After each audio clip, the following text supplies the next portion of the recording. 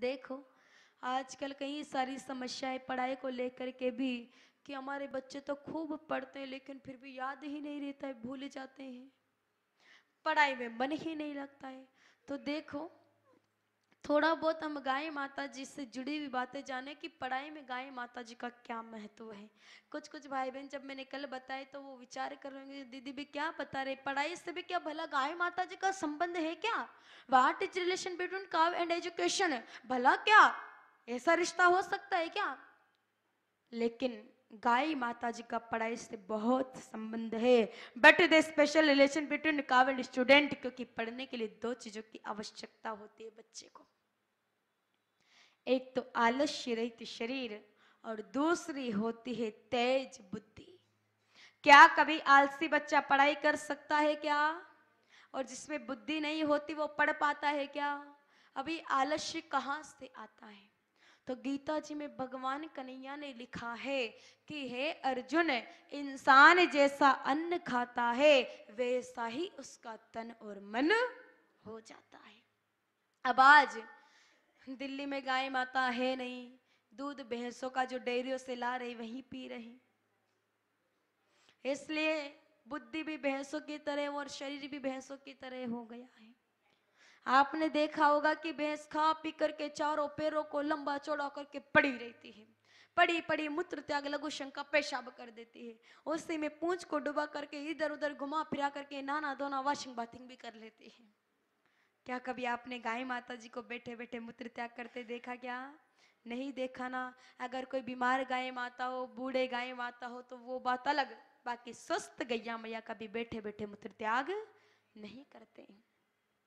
आपने देखा होगा कि गाय माता जी का बच्चा तो जन्म लेने के बाद इधर उधर उछल कूद करता है, धमा चौकड़ी मचाता है, लेकिन भैंस का बच्चा तो जन्म लेने के बाद बैठा बैठा एक कोने में नींद निकालता है। अब ज्यादा स्फूर्ति किसमें हुई? गाय माता जी के बछड़े में। और आप प्रयोग करके देखना, माताओं में तो प्रयोग सही बताऊंगी आपको। देखो आप अपने एक बच्चे को 6 महीने तक देसी गाय माता जी का दूध पिलाना और अपने एक बच्चे को 6 महीने तक भैंस का दूध पिलाना। जो बच्चा गाय माता का दूध पिएगा वो तो सुबह जल्दी उठ करके खड़ा हो जाएगा, लेकिन जो बच्चा भैंस का दूध पिएगा वो 10 बजे तक बिस्तर में मरोड़े खाएगा। फिर मेरी माताएं कहेगी कि कई छोरा पाड़ा के न्याने पड़ियो है, तो इफेक्ट ऑफ बफेलोज मिल्क मेरी माताओं ये भैंस के दूध का असर है। बात करें तेज बुद्धि की तो हिंदी में एक मुहावरा है ना, अक्कल बढ़िया भैंस। भैंस में बिल्कुल भी अक्ल नहीं होती है, 3 घंटे पुरानी बात भैंस भूल जाती है। और देखो हमारे पूर्वजों की तो क्या दुश्मनी थी भैंस से, कि सारे के सारे मुहावरे ही भैंस के ऊपर बना दिए। अगर किसी का काम होते होते बिगड़ जाए तो क्या कहते हैं, गई भैंस पानी में। अगर कोई अनपढ़ हो, पढ़ा लिखा नहीं हो, उसको खूब समझाए फिर भी समझ में नहीं आता है तो क्या कहते हैं, काला अक्षर भैंस बराबर। अगर कोई गांव में बहुत दबंग हो, खुद ही खुद की चलाता है तो उसके लिए क्या कहते हैं, जिसकी लाठी। अगर कोई दिन भर खा पी करके पड़ा रहे तो क्या कहते हैं कि कई भैंस की तरह पड़ा है। यानी कि सारे के सारे मुहावरे ही भैंस के ऊपर बना है। गाय माता जी के लिए तो बहुत अच्छा मुहावरा बनाया है, जो बच्चा बहुत अच्छा हो, सबकी बात मानता हो, उसके लिए क्या कहते हैं कि ये तो राम जी की गाय है। आप प्रयोग करके देखना, अपने घर के दरवाजे पर एक रोटी लेकर के खड़े हो जाना। जब भी कोई अनजान सुनी गाय माता इधर उधर डोलती हुई आए, क्यों ना गैया मैया को रोटी जिमाना, घड़ी में समय देख लेना।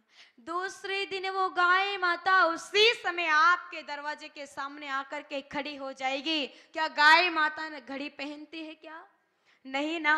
अब भैंस को तो एक तगारा भर करके रसगुल्ले जिमा दो, वापस दर्शन देने वाली नहीं है, क्योंकि उसको याद ही नहीं रहता कि कल मुझे रोटी किसने जिमाई थी। आपने देखा होगा कि कुछ लोग क्या करते हैं, गाय माता जी का दूध निकाल करके छोड़ देते हैं। वो गाय माता दिन भर इधर उधर डोलती है, लाठियां खाती है, पत्थर खाती है, डंडे खाती है, लेकिन संध्या को वापस घर पर दूध देने के लिए आ जाती है। भैंस भैंस को सुना छोड़ देना, वापस लौट करके नहीं आएगी, जिधर मुंह उठाएगी उधर चल पड़ेगी, पता नहीं गाजियाबाद से और इधर आनंद विहार से ढूंढ करके लानी पड़ जाएगी, लेकिन भैंस अकेली कभी नहीं आएगी। आपने देखा होगा कि अगर हम भैंस के पाड़े को देखते हैं तो उसमें कितना आलस्य भरा होता है। आपने भी देखा होगा, अगर कोई गांव के हो, अगर गांव में भैंस देखी होगी तो आपने देखा होगा उसमें कितना आलस्य भरा रहता है। ये उसी आलस्यता की पहचान करवाती है भैंस। तो ये आलस्य और बुद्धि रहित ये सब भैंस के कारण होता है। अगर आप चाहें कि आपके बच्चे में दोनों कमियां नहीं रहे तो फिर गाय माता जी के शरण में तो लाना ही पड़ेगा। देखो, आज से ही आप अपने बच्चों को देसी गाय माता जी का दूध पिलाना शुरू कर देना। किसका?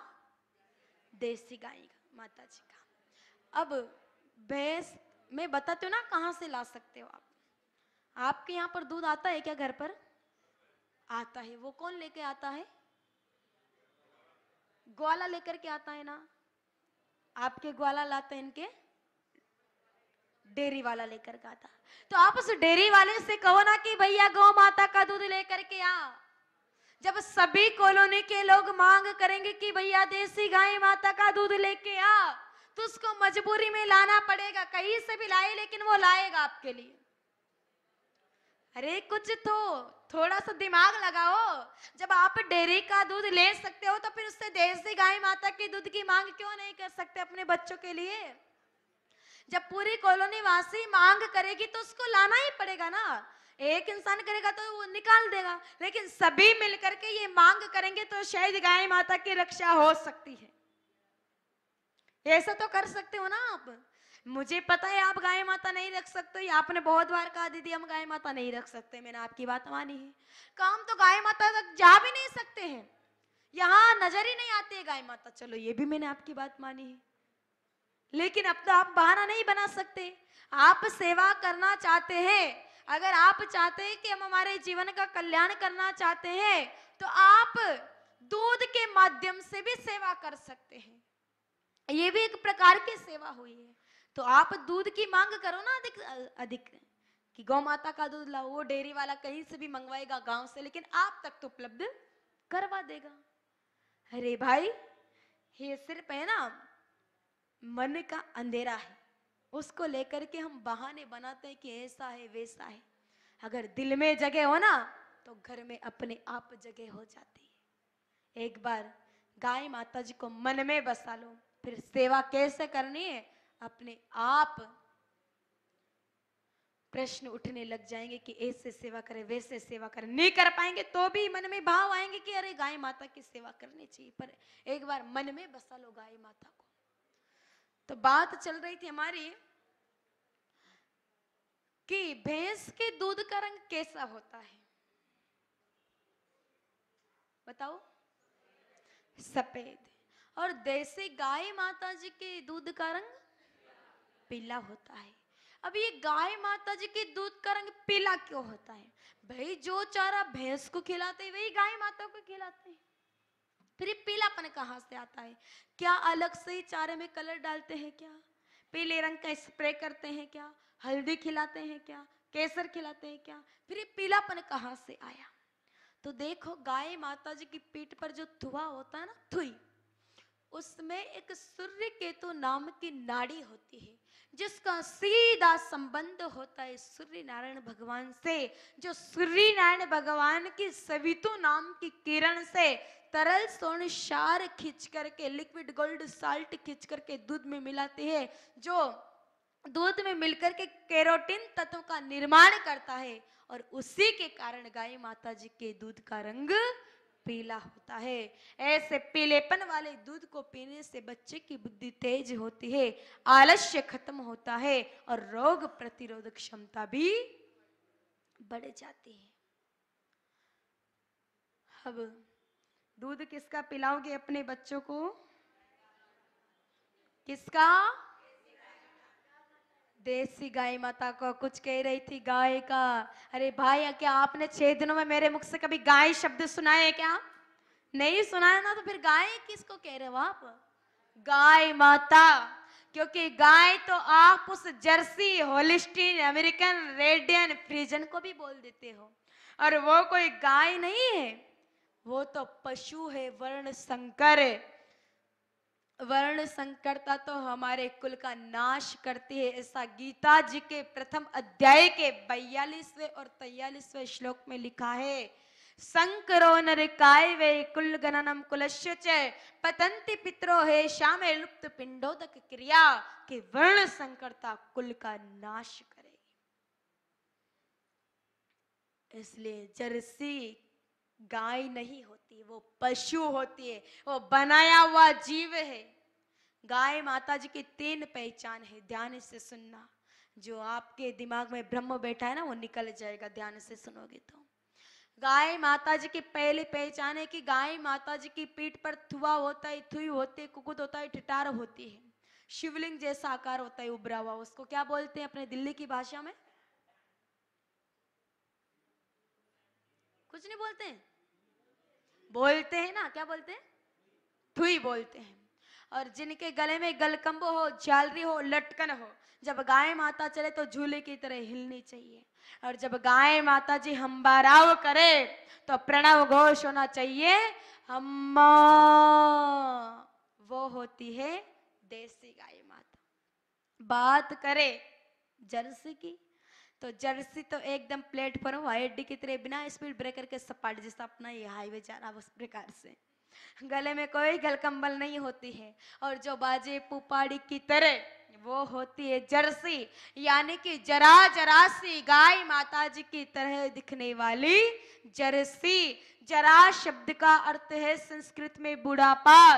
जो इंसान जर्सी का दूध पिएगा उसको जल्दी ही बुढ़ापा आ जाएगा। इसलिए दूध पीना छोड़ देना उस जर्सी का। और वो दूध नहीं है, वो जहर है। आज घुटने दर्द की समस्या, कमर दर्द की समस्या, बीमारियां बढ़ रही है ना, ये सब इस जर्सी के दूध के कारण बढ़ रही है। क्योंकि जर्सी का दूध है A1 और गाय माता जी का दूध है A2। A1 दूध पीने से बीपी, शुगर, कैंसर, संधिवात जैसी भयंकर बीमारियां होती है, और A2 दूध पीने से शरीर में खून बढ़ता है, शक्ति बढ़ती है, आलस्य घटता है और बुद्धि तेज होती है। इसलिए देसी गाय माता का ही दूध पीना, ना कि जर्सी का। ये तो हम लोग मूर्ख बन रहे हैं मेरे भाई बहनों, हम लोग मूर्ख बन करके उस जर्सी का दूध पी रहे हैं। और कुछ कुछ लोग तो इतने मूर्ख बन रहे हैं जो अमेरिका से उन जर्सियों को खरीद करके लेकर के भी आ रहे हैं कि जर्सी तो 16-16, 20-20 लीटर दूध देती है। अरे दूध के लोभी लोगों, आपको इतना पता नहीं चलता है कि वो जर्सी गाय माता नहीं है, वो पूतना है 1 नंबर की। द्वापर में तो एक पूतना थी जो भगवान कन्हैया को जहर पिला करके गई थी, लेकिन कलयुग में इस जर्सी के माध्यम से सभी जगह पूतना ही फैल गई है, जो दूध नहीं सभी को जहर पिला रही है। 1963 से पहले हिंदुस्तान में कोई जर्सी नहीं थी। ये 1963 के बाद सबसे पहले जर्सी आई पंजाब में। और पंजाब में आज इतने कैंसर के रोगी है कि पंजाब के भटिंडा से एक ट्रेन बीकानेर जाती है, उस ट्रेन का नाम कैंसर ट्रेन है। उसमें सिर्फ वो मरीज और उस मरीज के साथ वाले जाते हैं इलाज कराने के लिए। पहले इतनी शुगर भी नहीं थी। हमारे पूर्वज 20-20 लड्डू खा जाते, कुछ नहीं होता। अब आज लड्डू खाना दूर की बात है, अगर दूर से हाथ में लड्डू का टुकड़ा दिखा दे तो अपने आप शुगर लेवल बढ़ जाती है। ये इस जर्सी के दूध का असर है। इसलिए दूध पीना छोड़ देना ये जर्सी। अब एक बार आपको इस जर्सी की हकीकत भी बता दो कि ये जर्सी आई कहां से। अमेरिका के एक वैज्ञानिक थे, वो भ्रमण करने के लिए जा रहे थे। उन्होंने एक युरास्क नाम का जानवर देखा रास्ते में। उसके पीछे 10-12 बच्चे जा रहे थे। वो 10-12 बच्चे बड़े हष्ट पुष्ट थे। उन्होंने विचार किया रे कि इस जानवर का दूध पीने से इसके बच्चे कितने हष्ट पुष्ट हैं। अगर ऐसा दूध तो इंसान पिएगा तो वो भी कितना हष्ट पुष्ट हो जाएगा। ये विचार किया, क्रॉस करवाया और 17वीं पीढ़ी में जर्सी उत्पन्न हुई। ये युरास्क सुअर की नस्ल का है, इसलिए ध्यान रखना कि सुवर्ण का दूध पीना और जर्सी का दूध पीना बराबर है, कोई भेद नहीं है। ये तो बनाया हुआ, इंजेक्शन से बनाया हुआ जीव है, ये गाय माता नहीं है। और मेरे भाई बहनों, मुझे एक बात समझ में नहीं आती कि हिंदुस्तानी लोग वैसे तो कितना दिमाग लगाते हैं, लेकिन कुछ कुछ बातों में दिमाग नहीं लगाते हैं। आपको इतना तो समझ में आ रहा होगा कि विदेश वाले हिंदुस्तान से गिर नस्ल की गाय माता ले जा रहे हैं। क्यों ले जा रहे हैं? ब्राजील में कई सारी गिर नस्ल की गाय माता है और वहां के लोग गाय माता जी के गोबर के कंडे की राख को कैप्सूलों में भर करके हिंदुस्तान में भेज रहे और उन्हीं कैप्सूलों को खा करके हम हमारी कई बीमारियों को मिटा भी रहे।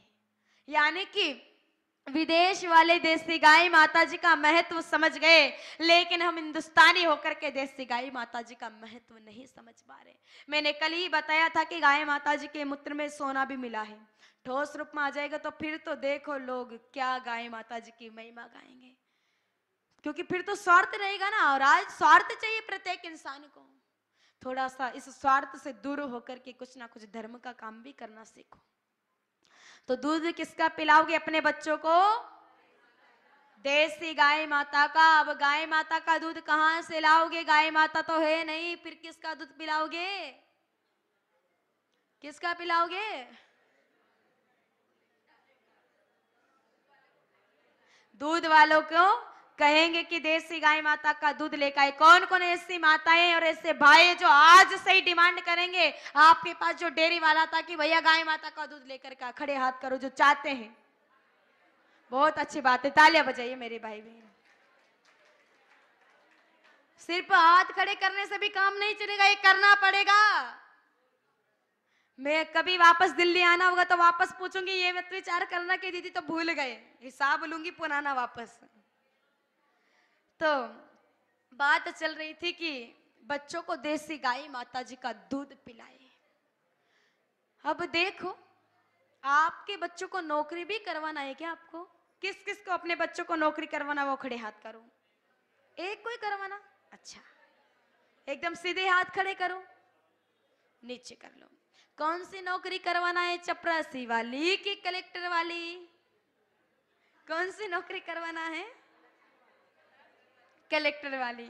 तो देखो, मेरे के प्रश्न का उत्तर देना पड़ेगा तुम्हें। जब गाय माता जी का बच्चा छोटा होता है ना, तब आप उसको क्या कहते हो? बछड़ा। थोड़ा और बड़ा हो जाता है तो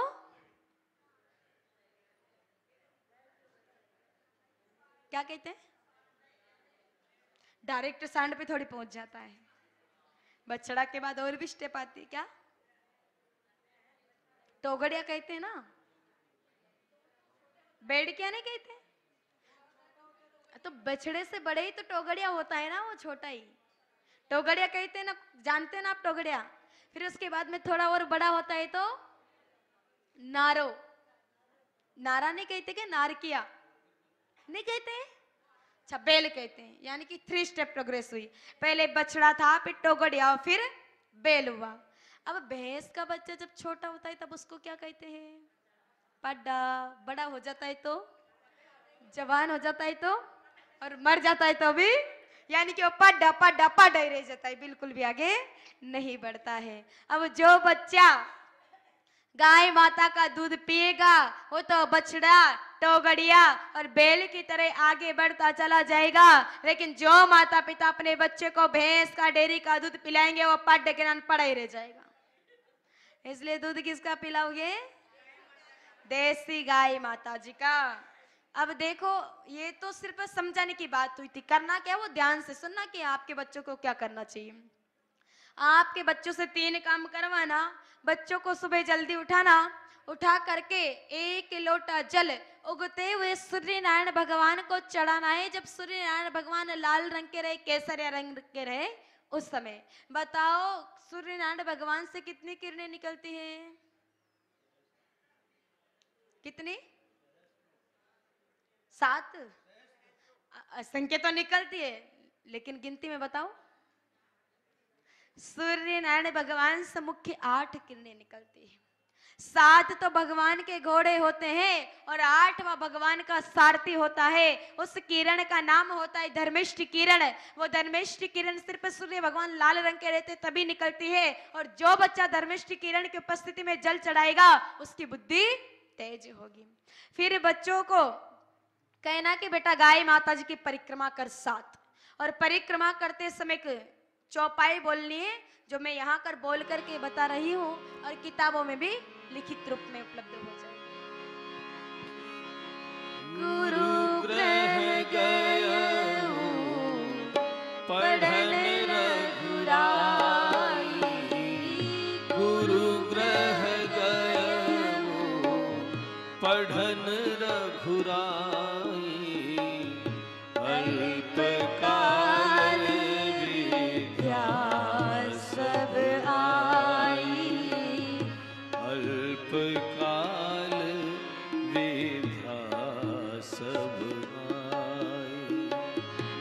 मंगल भवन अमंगल हारी, मंगल भवन अमंगल हारी, द्रवहु सुदशरथ अजिर बिहारी, द्रवहु सुदशरथ अजिर बिहारी।